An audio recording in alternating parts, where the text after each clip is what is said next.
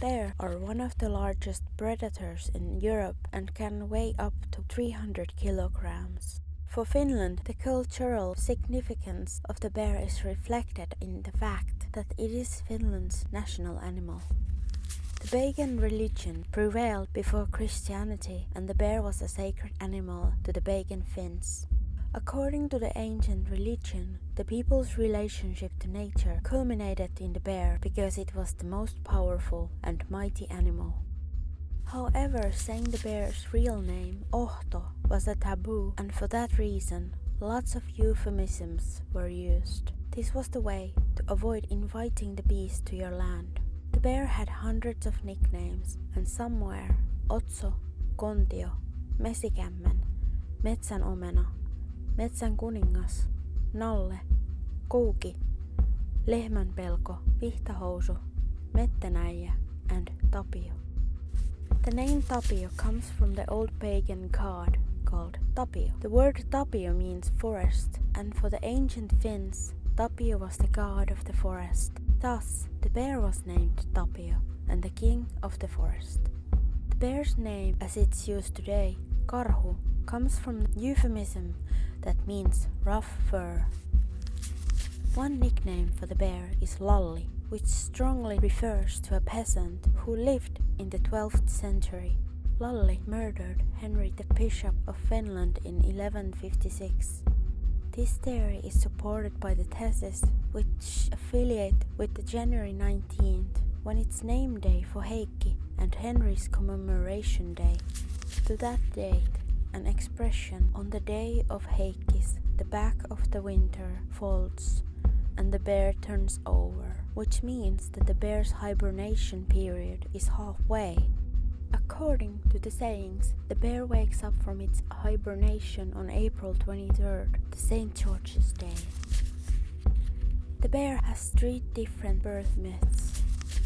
In the 19th century, Elias Lönnrot wrote the Finnish national epic called KALEVALA, which is full of poems. One poem reads how the bear was born in the shade of a forest. This is a reference how ancient Finns believed how the bear was born in the womb of Hongatar. Hongatar is the emu of the bears, which means the ancestress of the animal species.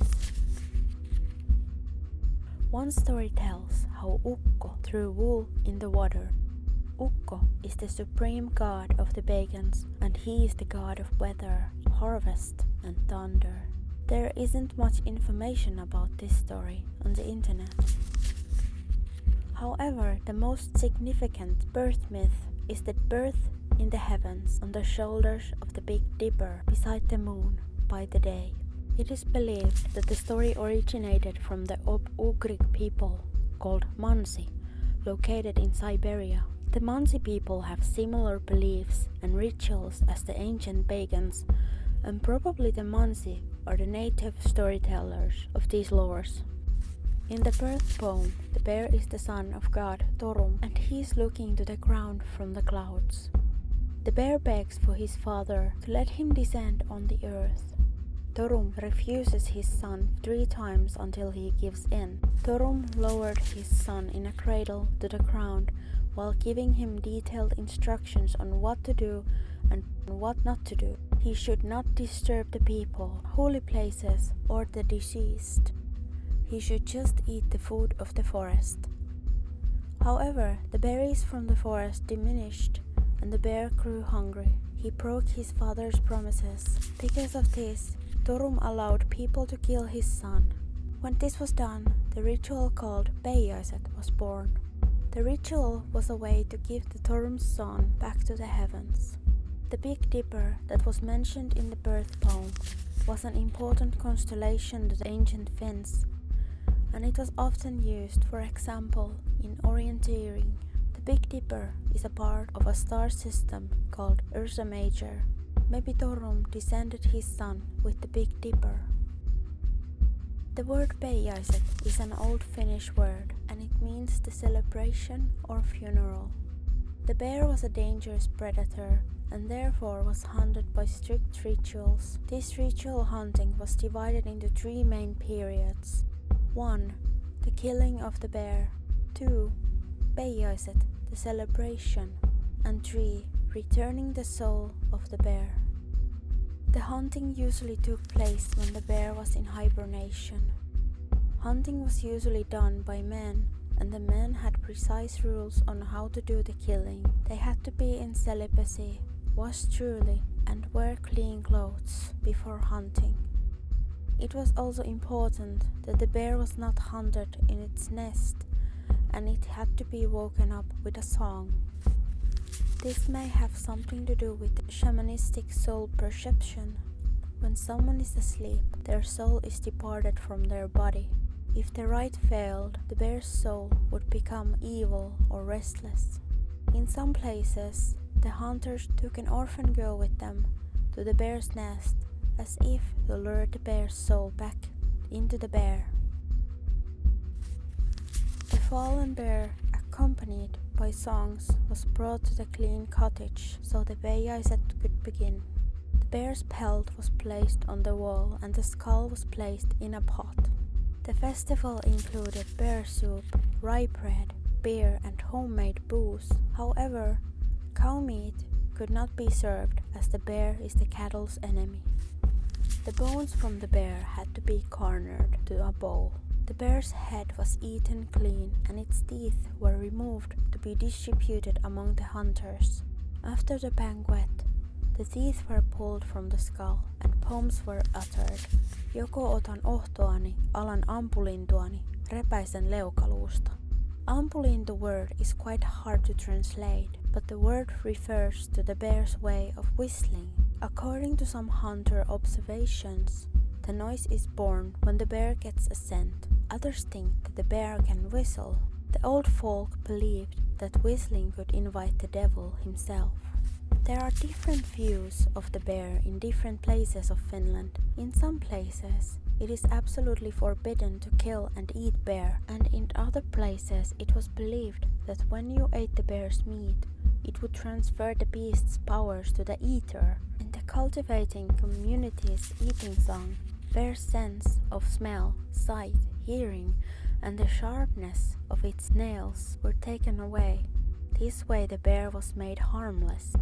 It was normal during PEIJAISET to act different kind of place, sing, eat and drink. The event brought the people of the village together. The subject of the place were weddings. PEIJAISET were wedding kind of parties, but in the old Finnish language the word meant funeral. In a way, the occasion was a funeral for the killed bear. When the PEIJAISET were in the final stages, the bear's soul needed to be returned back to the heavens on the shoulders of the Big Dipper so the bear could be reborn. This ritual was the way to benefit that in the future the hunting would be as successful. People believed that the animal's reincarnation and PEIJAISET were a way to appease the prey so it would want to return back to the forest. The people of the village stood up and carried the bear's skull and teeth to the forest. At the same time, songs were recited. They hung the bear's skull on a pine tree branch. The tree was called Karhunkallohonka. After that, they buried the bones at the foot of the said pine tree. The tree was considered to be a link between the earth and the heavens. In ancient Finnish beliefs, the bear had a strong bond with human species. It was believed because the bear could walk on 2 legs and climb, it had to be partly human.